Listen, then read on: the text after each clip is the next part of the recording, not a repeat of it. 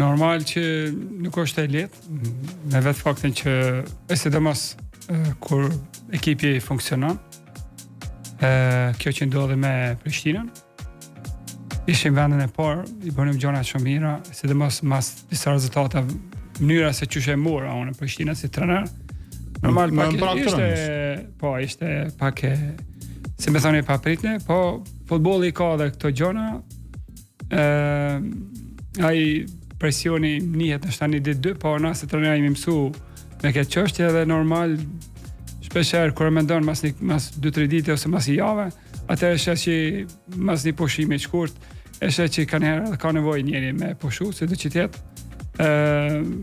Prishtina më dha shumë emocion, më dha shumë kënaqësi, edhe shpresoj që kudo që shkoj edhe të ardhmen, të kem këto kënaqësi edhe këtë emocion që kam pas me Prishtinën këtë vitin që shkoj.